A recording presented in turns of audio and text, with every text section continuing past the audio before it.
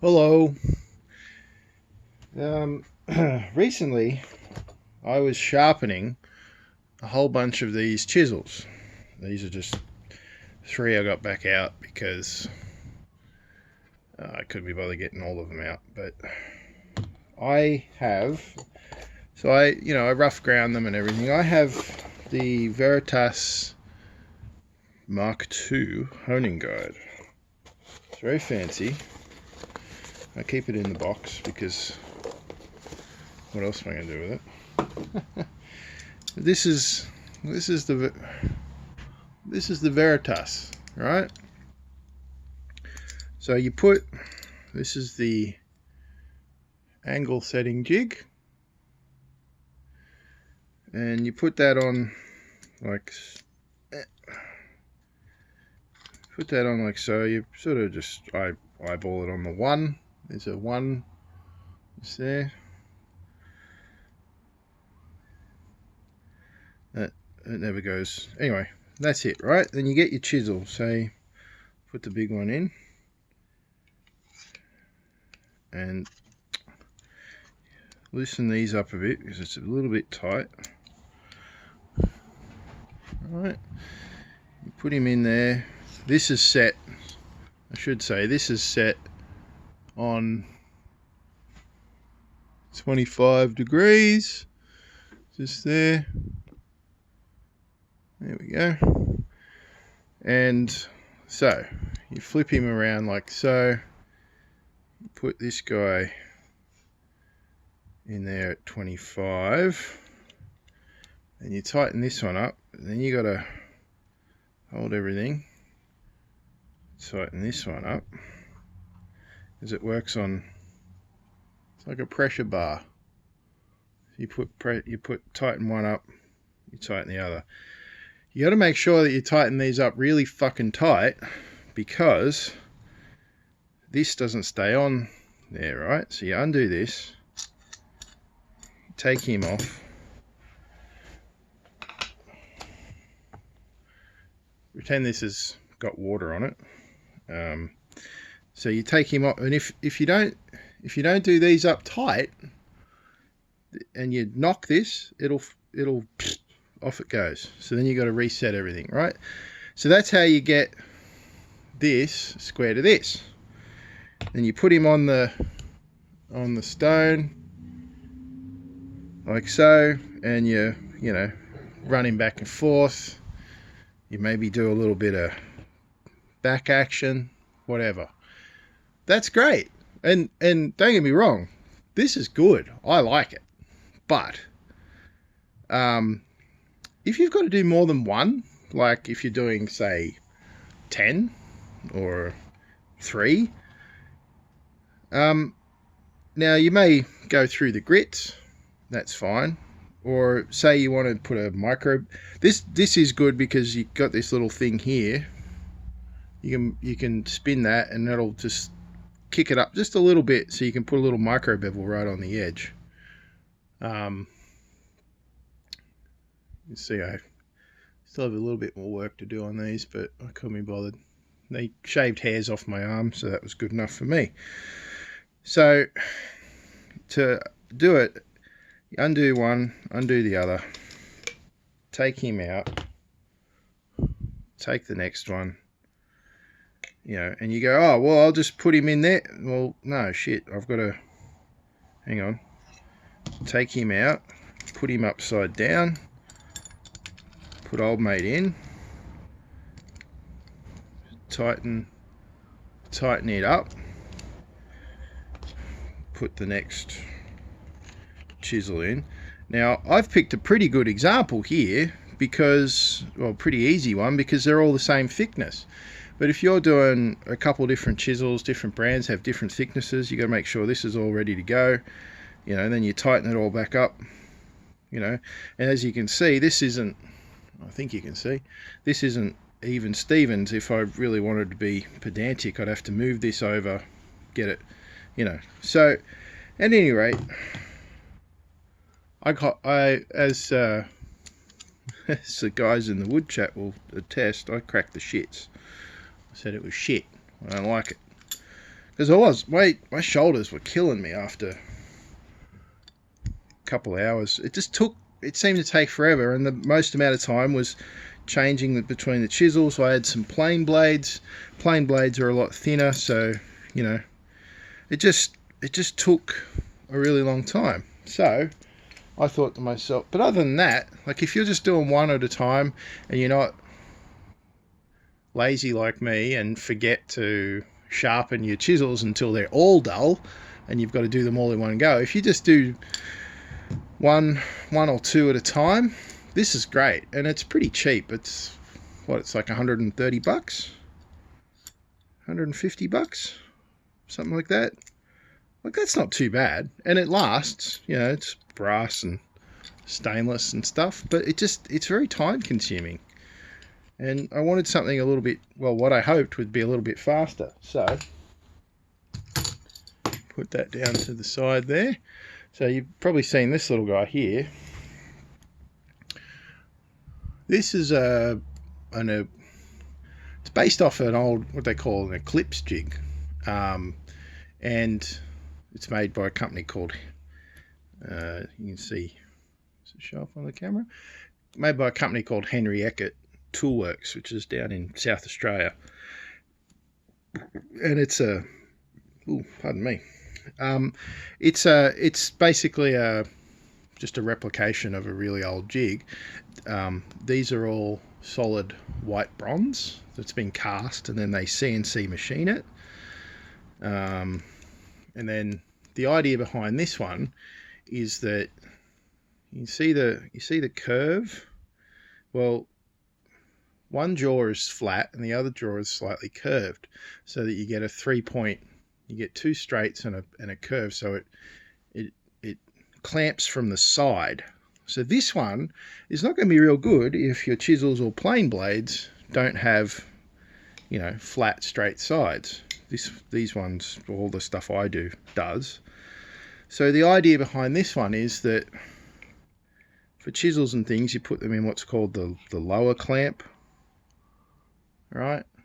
You see how it's in there? And then you tighten this guy up, and there's little dovetail jaws in there that push it up and hold it firm. Well, it does if you tighten it up, and then you go. But what angle do you put it at, Pete? Well, that's where I have a problem with this particular brand of jig, because I said to myself, well, what if I bought their this is their little angle setting jig, right? And quite frankly, this cost me, I don't know, it's $40 in the package with the two. I think it's $50 by itself, and it's been machined on a CNC out of a piece of HDPE. It's got a couple of little posts in it that you can put onto the edge of your bench. Honestly, and then a sticker on the top with the stuff that I've had to trim at the top because it was already starting to peel off. Frankly, I don't think it's... and it's bent. It's warped as all get out because it's HDPE and that's what it does. I think it's hot garbage. It's definitely not worth the money. I didn't want to make my own because I'm pretty lazy when it comes to that stuff. And I also wanted to give everything a fair suck of the salve, figure it out and sort of compare like to like. This guy comes with this. So, I was like, all right, well, I'll give it a go. Other than this jig being, frankly, shit, it's really good. Like this jig is great. So you see, so I've got the chisel in the lower clamp. So I put him in. There we go. I put him in lower clamp, And you can see there that there's a big gap. So, you know, this is actually really hard to do with a camera in front of me. But so we tighten him up, and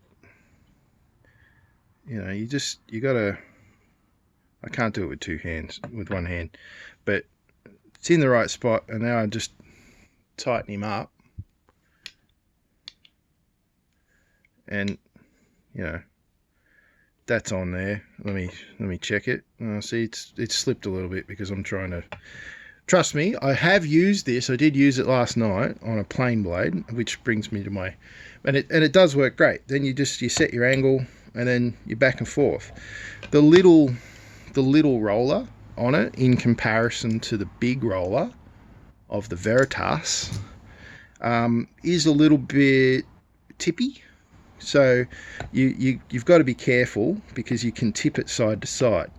Now they say that's a benefit, because then you can put a camber on your blade. You wouldn't do it with a chisel. It's more for plain blades and stuff. You want to put a little bit of a camber on.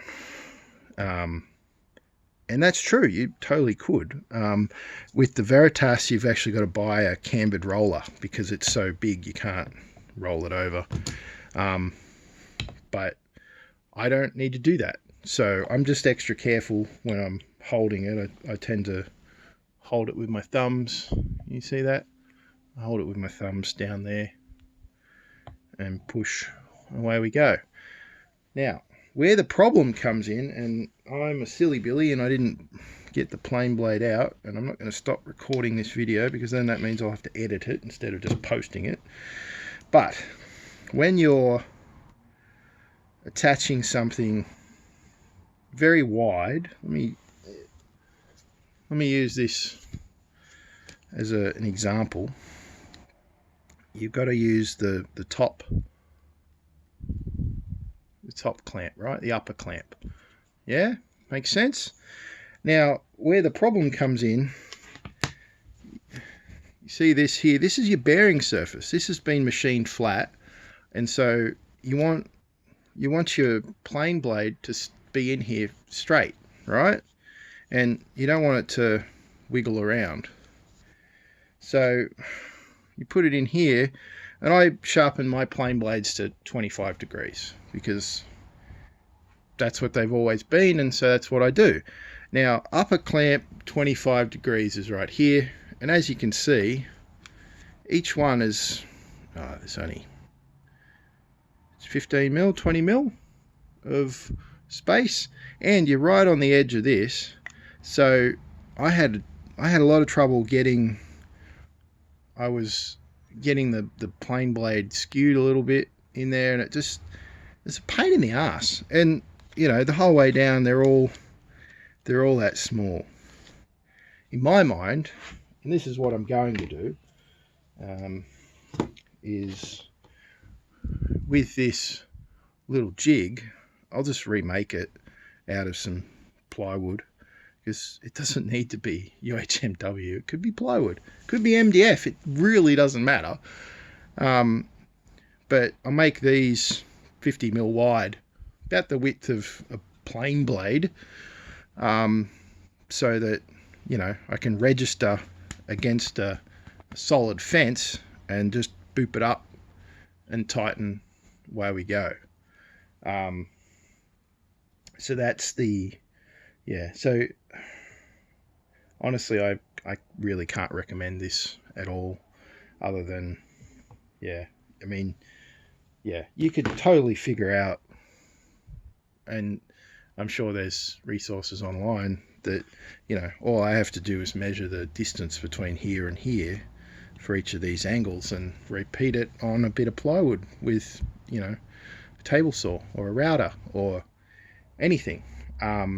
If I didn't have this, then, you know, I could have just figured it out. And it occurs to me while I'm talking that I could probably figure out the angles for this, the stick out, because that's what you're measuring, is the stick out from wherever to wherever, to get your angles right. I could probably do that with this one, and I could have saved myself a couple $100. But then I wouldn't have been able to make this video and make myself look like an idiot online. So, you know, I got that going for me, which is nice. So anyway, that's been my very short tale, the tale of two honers. And I can honestly say that I think both of them are really good. It's just this one is a lot quicker. I think actually even if I did change the, you know, make a jig guide for the stick out on this, it'd still be a bit slower because you've got to tighten down one side and then tighten down the other side, and then, yeah, make sure you've got it tight, because you don't want stuff to slip. So it's just a little bit more finicky, that's all. I mean, I guess that's the price you're paying. You can get these Eclipse jigs, you can get like cheap made in China knockoffs for $20 or something, so you know, if you wanted to try it out. But I really like the side clamping ability. That's pretty cool. They do have more jaws and stuff for shorter blades, like spoke shaped blades, but I think I might be able to use this one. You know, I have used this one for like a little tiny super cheap auto plane that I use for rounding corners over, and it worked all right. Looks ridiculous, but it worked all right. So, you know, yeah, maybe you should just be like me and have two. Anyway, thanks very much. Catch you later.